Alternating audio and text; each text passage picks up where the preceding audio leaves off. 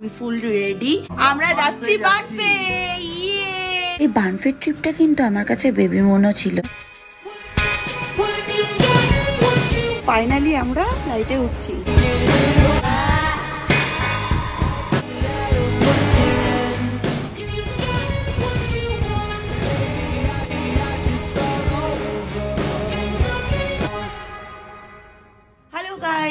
Welcome back to my channel. আশা করি তোমরা সবাই খুব ভালো আছো অ্যান্ড আমিও খুব ভালো আছি। এখন দেখো মর্নিং বাজে সকাল 7টাও এখনো বাজেনি। আমি ফুল রেডি অ্যান্ড আমার লুকটা তোমাদেরকে অবশ্যই দেখাবো। থেকে বড় জিনিস হচ্ছে আজকে আমাদের ড্রিম কাম ট্রু হতে চলেছে।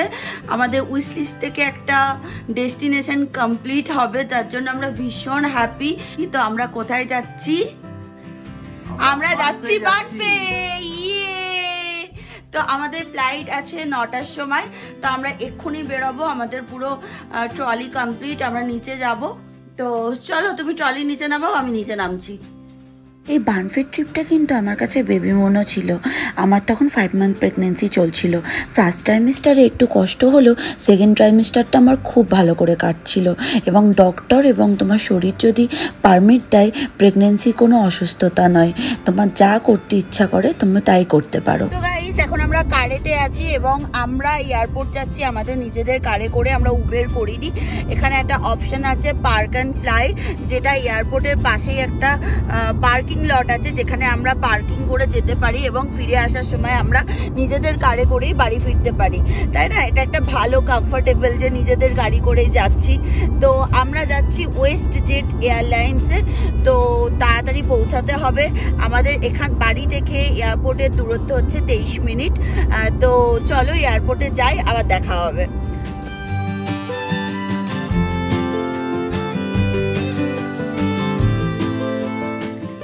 তোমরা ভাবছো পুটুস কোথায়? তো পুটুস হচ্ছে আমার বাচ্চা, আমাদের ফ্যামিলি মেম্বার। যেখানেই যাই আমরা পুটুসকে অলওয়েজ নিয়ে যাওয়ার চেষ্টা করি। ইভেন 99% জায়গায় আমরা ওকে নিয়ে যাই, কিন্তু এইখানে পসিবল নয়। তার কারণ হচ্ছে আমরা যাচ্ছি 4-5 দিনের জন্য ভ্যাকেশনে, আর ফ্লাইটে যাচ্ছি। ওর জন্য খুব হেক্টিক হয়ে যাবে, কারণ ওকে তো কার্গোতে নিয়ে যেতে হবে না, ওকে আমাদের সাথে কেবিনে অ্যালাউ করবে না। কারণ কেবিনে একটা লিমিটেড ওয়েট পর্যন্ত অ্যালাউ করে, তারপর আর অ্যালাউ করে না। ওখানে গিয়ে আমরা বিভিন্ন রকম রাইডস নেব, like gondola and bus tour, যেখানে পেট হয়তো সব জায়গাতে অ্যালাউ নয়। তো আমরা ওখানে ওকে তখন অসুবিধা হয়ে যাবে রাখতে। তো তার কারণে ওকে আমরা এখানে পেট হোটেলে রেখেছি। কালকে ওকে আমরা সন্ধেবেলা রেখে এসেছি। খুবই খারাপ লাগছে, কারণ পুটুসকে ছাড়া যে কোনো জায়গা, যে কোনো সবকিছু, বাড়ি, সবকিছু অসম্পূর্ণ। ওকে তো নিয়ে যাওয়ার ইচ্ছা ছিল, তারপরে আমাদের অনেক কিছু জিনিস অ্যাট্রাকশন করতেই হতো যেখানে কিনা পেট অ্যালাউড নয়। আমাদের ওয়ান্স ইন আ লাইফ আমরা এই বানফের এক্সপিরিয়েন্স করতে যাচ্ছি, তো অনেক কিছু জিনিসই অ্যাভয়েড করতে হতো। কালকে পুটুসের একটা ছোট্ট ক্লিপ তুলেছিলাম, তোমরা সেটা ততক্ষণ দেখো। Putus come here. পুটুসের এই পার্কটা ভীষণ ফেভারিট। এখানে আসলে ও যে কি মজা পায়, তাই চেষ্টা করলাম ওকে এই পার্কটাতে নিয়ে আসার। আর দেখো বল নিয়ে কি সুন্দর খেলছে। এরপরেই ওকে নিয়ে যাব পেট হোটেলে। চলে এসেছি ওর পেট হোটেলের কাছে। ভীষণ কষ্ট হচ্ছিল ওকে রেখে যেতে, কিন্তু কিছু করার নেই। বাট এখানকার পেট হোটেল ভীষণ ভালো। প্রতিদিন ওরা আমাদেরকে আপডেট দিতে থাকে ও কি করছে, খাচ্ছে, কেমন আছে, সব বিষয়ে।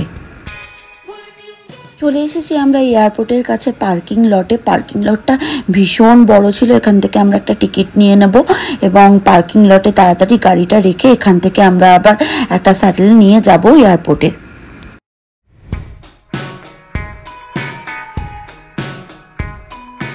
সো গাইস, আমরা এয়ারপোর্টে চলে এসেছি। দেখো, চলো ভেতরে যাই, চেকিং করি। সো গাইস, এখন আমরা চেকিং করব। চেকিং করার পর তোমাদের সাথে আবার আসি।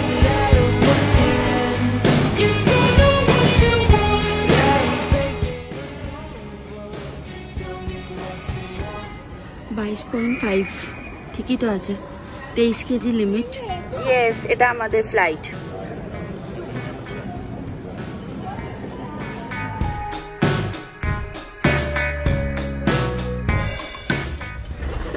ফাইনালি আমরা ফ্লাইটে উঠছি, ফ্লাইটে বোর্ড করছি এখন। হ্যাঁ অনেকক্ষণ লম্বা দাঁড়ানোর পরে। হ্যাঁ অনেকটা লেট ছিল ফ্লাইট।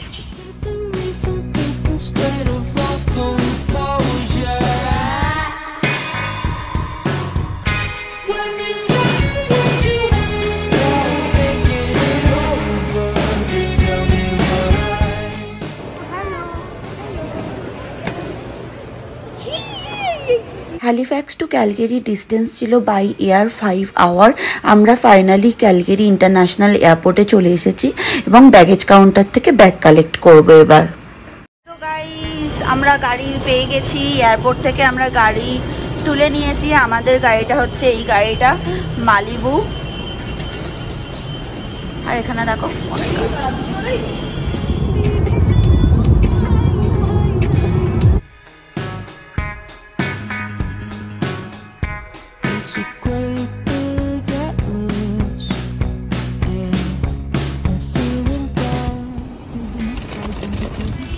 আমরা ম্যাকডি থেকে খাবার তুলে নিয়েছি। এখন একদমই টাইম নেই আমাদের কোথাও বসে রেস্টুরেন্টে খাওয়ার, তো তার কারণে আমরা গাড়িতে যেতে যেতেই কিছু খেয়ে নেব।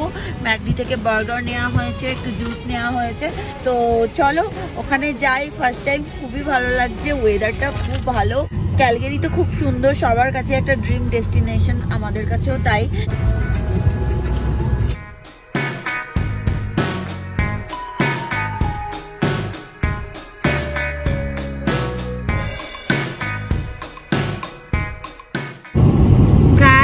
দেখো জায়গাটা কি সুন্দর, পাহাড়ের সাথে লেক, অসম্ভব সুন্দর রাস্তা।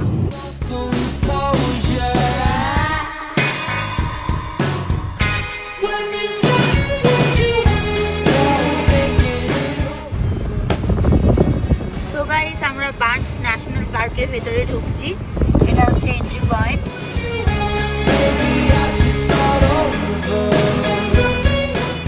গাইস দেখো ন্যাশনাল পার্কের ভিতর এরকম সুন্দর ছোট ছোট রিসর্টের মতন। বানফ টাউন থেকে 10 মিনিট দূরত্বেই আমরা চলে এসেছি গন্ডোলা রাইডের জন্য। জায়গাটা ছিল অসাধারণ এবং অনেক স্টেপ ছিল। তো আমার একটু টেনশন হচ্ছিল যে প্রেগনেন্সিতে স্টেপ দিয়ে উঠবো কি নামবো, বাট আমার সেরকম কোনো অসুবিধা হয়নি। এই গন্ডোলার টিকিট কেটেছিলাম আমরা যখন বানফের প্ল্যানিং করছিলাম। পার পার্সন টিকিটের দাম ছিল $70। সমুদ্রপৃষ্ঠ থেকে এই মেন ভিউ পয়েন্টের উচ্চতা ছিল 2.4 কিলোমিটার এবং গন্ডোলাটা আমাদের নিয়ে গিয়েছিল 700 মিটার উচ্চতার উপরে।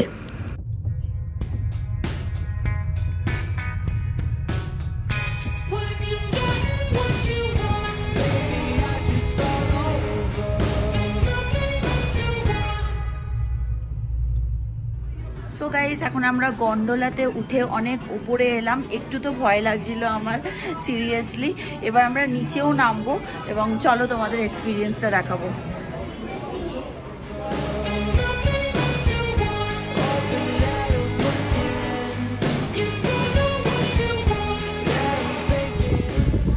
সো গাইস অ্যামেজিং ভিউ, দারুণ লাগছে। ওপরে কিন্তু খুব একটা ঠান্ডা নয়, আর রোদ্দুরের জন্য বেশ ভালোই গরম আছে। আর জানি না তোমরা পাহাড়ের ওপরে দেখতে পাচ্ছ কিনা, বরফ আছে, আর গরমের কারণে অনেকটা বরফ গলে গলে পড়ছে, বাট তাও দারুণ। কেমন লাগছে? 2.2 কিলোমিটার হাইটে রয়েছে এলিভেশনে। গন্ডোলার এতটা করে আসার পরে এটা হচ্ছে একটা ম্যাগনিফিসেন্ট ভিউ দেখছি, দারুণ লাগছে জায়গাটা, পুরো সিনিক বিউটি। পুরো বানফ ভ্যালিটাকে দেখতে পাচ্ছি। গন্ডোলাতে উপরে ওঠার সময় একটু আমার ভয় লাগছিল, একটুখানি সাফোকেটিং লাগছিল, কারণ এতটা পাহাড়ের ওপর ওঠা হচ্ছে, অক্সিজেন কম আছে। এত সুন্দর ভিউ দেখে নিজেদের আর আটকাতে পারলাম না, একটা ছোট্ট করে প্রেগনেন্সি শ্যুট করেই ফেললাম।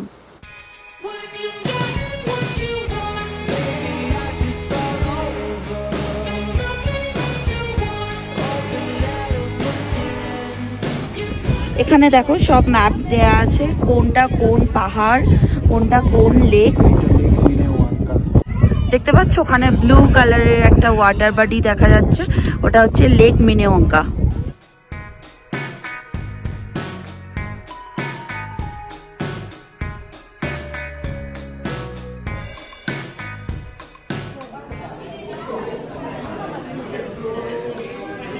চলে এসেছি আমরা এখানকার সোভিনিয়া শপে।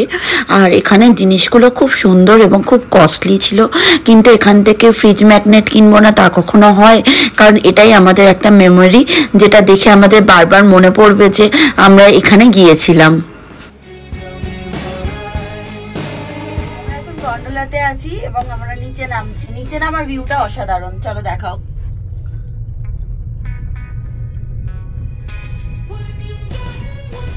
অনেকটা নিচে নামবো আমরা।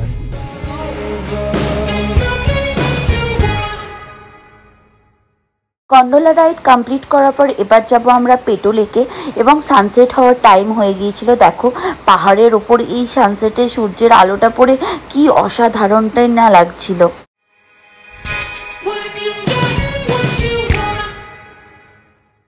আমার দেখা সব থেকে সুন্দর লেক হলো এই পেটো লেক। জলের কালারটা দেখো পুরো তুতে কালারের। জলের কালার নির্ভর করে সূর্যের কিরণ এবং আকাশের কালারের উপর, কিন্তু তখন না মেঘলা হয়ে গিয়েছিল, তারপরেও জলের কালারটা এত সুন্দর লাগছিল। জানো তো এই পেটো লেকের সামনেই কিন্তু কোই মিল গয়া মুভির হায়লা হায়লা সংটা শুটিং হয়েছিল। তোমাদের জন্য একটা ছোট্ট ক্লিপ অ্যাড করলাম।